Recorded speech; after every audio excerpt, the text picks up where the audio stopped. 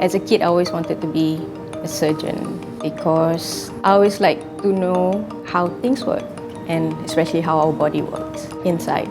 That was actually my real ambition, but here I am, not stitching a real life body, but I'm still stitching skins. So I think I'm happy.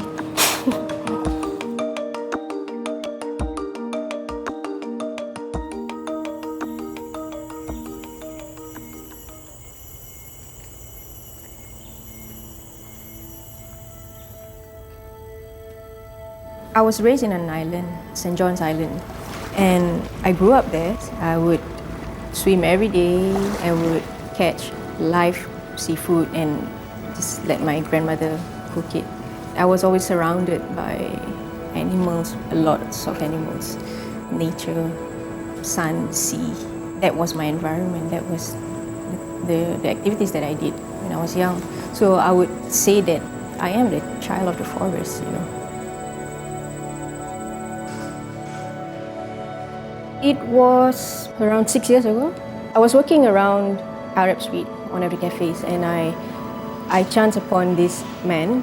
He was carrying this leather-bound journal. It was very unique looking. He told me he made it himself.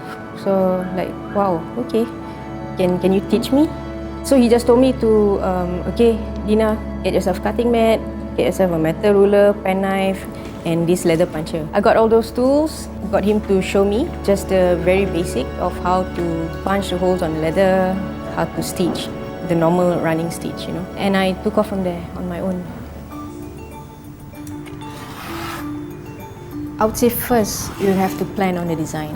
With planning comes taking down the measurements. From the measurements of every little detail, like the pockets, the bag, the straps and everything, we will need to come up with a pattern or template for each part of this before cutting the leather itself. So from this pattern or template, we would trace it onto the leather, and only then we cut out the leather.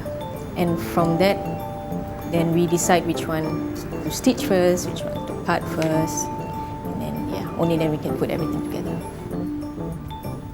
While doing it, you need more focus because you can get 3/4 of everything done, and just one small mistake, just punching the wrong hole, for example, can just ruin the whole bag, and that's rejected.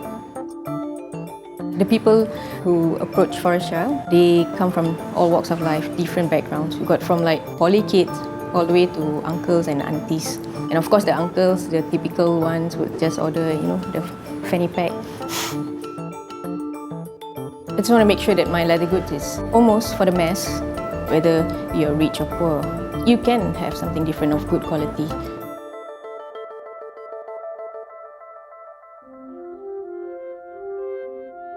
I get inspired by a lot of things, by people, by just walking down the street, the elements of nature, like example, like what I did to the clutch, that taught me of infusing leather with wood, and then maybe the colors as well. Why I did the burn effect was to make it look a bit more natural and raw. Many times you just feel like, what are you doing this for, you know? I mean, it happened to me a lot of times when I feel like just giving up, like, you know, you just lost all the faith in your passion or what you believe in. In some miraculous ways, the world works. It's puzzling, you know. You just have these people coming up to you from anywhere. It can be a stranger, it can be someone you haven't been in touch for a very long time, and suddenly offering help in whatever ways, whatever form. It's not easy, and we are doing this as a living, and I guess they have to have more faith in our own Singaporeans. We can do as good as a job as those other crafters from Italy or Spain, or, you know, like, you don't just have to buy designer goods, you can still buy goods made in Singapore. So I think I can do this for as long as I feel that my hand can still serve me.